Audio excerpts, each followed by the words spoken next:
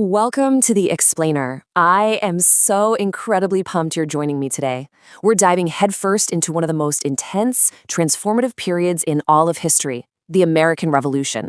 We are going to explore the spark, the fire, and the forge of America, using some really fantastic source material to break down exactly how this historical earthquake actually happened. So here's the massive question we really need to answer today. How on earth did a scrappy, completely broke rebellion actually defeat a global superpower? I mean, the asymmetry here is literally off the charts. You have 13 separate, largely disjointed colonies taking on the greatest empire the world had ever seen. Keep this question in the back of your mind as we go, because the answer is fascinating and involves way more than just battlefield tactics. All right, Section 1, the spark of rebellion. The end of salutary neglect. Let's set the stage in the 1760s. The French and Indian War has just wrapped up, and Great Britain decides it's time to tighten its grip on North America. Now, this directly collided with a little unofficial policy called salutary neglect. Basically, before 1763, Britain kind of just left the 13 colonies alone to govern themselves. Imagine generations of Americans used to managing their own local affairs, passing their own laws, and building up their own distinct identity. So when the British government suddenly swoops in with crackdowns and new taxes, it doesn't just feel a bit unfair, it feels like a shocking violation of the way things had always been done. As one Patriot veteran actually said later on, they had always governed themselves, and they fully meant to keep it that way. And man, things escalated fast. In 1764, we get the Sugar Act. Next year, 1765, the Stamp Act drops, putting a direct tax on printed materials, literally even playing cards.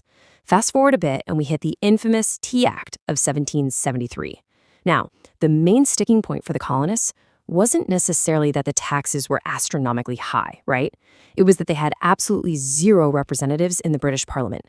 No taxation without representation. That became the ultimate rallying cry. This rapid escalation fueled organized underground resistance groups like the Sons of Liberty, who used boycotts, protests, and eventually the Boston Tea Party to fight back. But to really get the whole picture, we've got to look at the British perspective too, just to be completely impartial here. The empire was drowning in debt after that war. We're talking £133 million in debt. And as Prime Minister George Grenville pointed out, the average American colonist was paying about 1 single shilling in imperial taxes, while an English citizen back home was coughing up 26 shillings. So, to London, the colonies were essentially getting a free ride on the British military's protection. From their point of view, Parliament was the supreme lawmaking authority of the entire empire, and it was only fair that the Americans finally paid their share. Moving into Section 2, declaring independence, from rebellion to revolution. Back in 1775, Benjamin Franklin made this incredibly dark kind of mathematical joke. He said Britain, at the expense of 3 millions, has killed 150 Yankees this campaign, which is £20,000 a head. During the same time, 60,000 children have been born in America. It is a grim quote for sure, but it perfectly nails the sheer strategic futility Britain was up against early on. They were trying to fight a massively expensive war across an ocean against a population that was growing way faster than it could ever be subdued. When you look at the raw military matchup, the disparity is just wild. On one side, you have the British Empire, a highly trained, professional army of 45,000 soldiers, the biggest navy on the planet, and incredibly deep pockets. On the other side, George Washington's Continental Army, scrappy volunteer militias, devastating supply shortages, and honestly, virtually zero formal navy. The Patriots were staring down impossible odds. The British fully expected to just march right in, intimidate the rebels, and quickly restore loyal government. But the Americans had something super powerful in their corner, a massive ideological shift.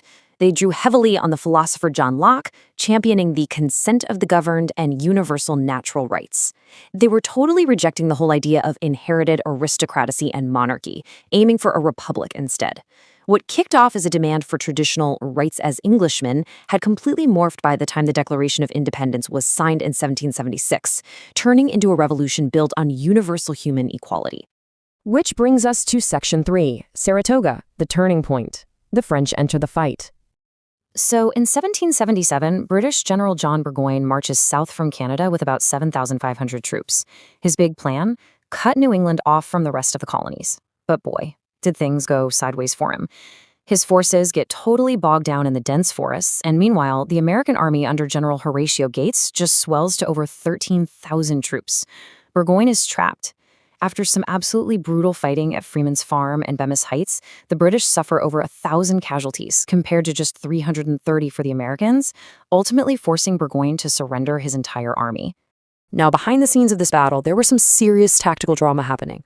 You had General Gates, who wanted to just sit tight behind his fortifications and play it patient, but his subordinate, General Benedict Arnold, he was passionately arguing for a full-on aggressive counterattack. Arnold actually defies orders, rides out in front to rally the troops himself, and captures a crucial British position before taking a severe wound to the leg. This wild tactical friction really defined the battlefield, and Gates's failure to properly credit Arnold later definitely contributed to Arnold's infamous betrayal of the Patriot cause. So why is Saratoga such a massive deal? Because capturing an entire British army proved to the whole world that the Americans could actually hold their own in a major fight. This stunning victory was exactly the push the French needed to formally sign the 1778 Treaty of Alliance. By bringing in French military backing, their money, and crucially their navy, the Americans transformed a localized colonial rebellion into a full-blown global war. It completely flipped the script on Great Britain. All right, on to Section 4, Securing the Victory, the Reality of War and Finance. Let's talk about the British Southern strategy. They genuinely believed the South was just packed with loyalists, ready to join up, so they captured Savannah and Charleston. But as they pushed inland, they ran straight into a chaotic, exhausting guerrilla war. The American militias basically just bled the British forces dry. Eventually, battered and weakened, British General Cornwallis marches his army to Yorktown, Virginia, expecting the British fleet to rescue him. But nope, a French naval victory traps him by sea, and George Washington, along with French forces, traps him by land. That 1781 surrender at Yorktown essentially broke King George's control of Parliament and ended the military phase of the war.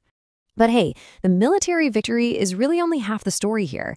The financial cost of this war was a staggering $66 million in specie, meaning actual gold and silver.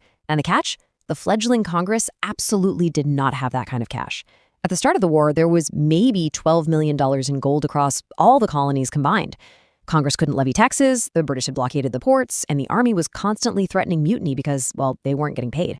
So to keep the lights on, Congress resorts to printing hundreds of millions of paper continental dollars. You can probably guess what happened next: catastrophic inflation.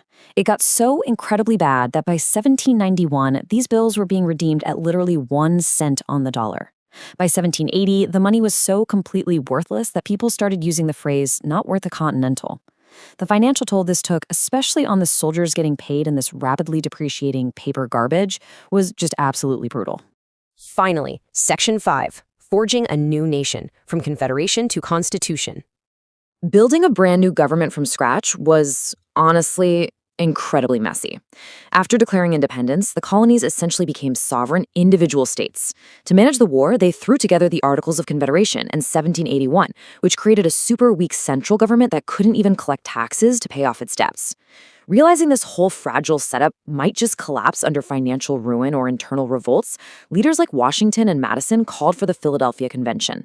And that leads us to 1789, where they hammered out the strong federal U.S. Constitution with that robust check and balance system we know today. Now, setting up these state governments sparked some super intense internal debates over democracy and class. On one side, you had the radical Pennsylvania model. They were pushing for universal manhood suffrage, a single-house legislature, and a weak governor. On the flip side, the Massachusetts model leaned way more conservative, keeping property requirements for voting, using a 2-house legislature to act as a check, and having a really strong governor. Both setups perfectly capture this deep, ongoing tug-of-war over just how much direct democracy was actually safe and who really gets a voice in this brand new republic. So, how did they actually survive that mountain of post-war debt? Enter Alexander Hamilton, the first Secretary of the Treasury. He pulls off this incredibly bold move. He takes all those individual state debts, plus the foreign loans, and consolidates them into one single $80 million national debt. But the most crucial part? He insisted on paying off all those wartime certificates at face value. By doing that, he firmly established the new nation's credit and honor on the global stage. It put the young United States on really solid financial ground and literally saved the country from total economic collapse. Which brings us to one final really big thought to leave you with. How do the ideas of Locke, that fierce demand for natural rights, and the legacy of these early, messy struggles continue to shape global democracies today? Because think about it, the American Revolution wasn't just a squabble over taxes. It was the world's very first successful overthrow of monarchical colonial rule to establish a federal republic built entirely on the consent of the governed. And that is a legacy that is still rippling across the globe right now. Thank you so much for hanging out with me on The Explainer today. Keep questioning, keep learning, and I'll see you next time.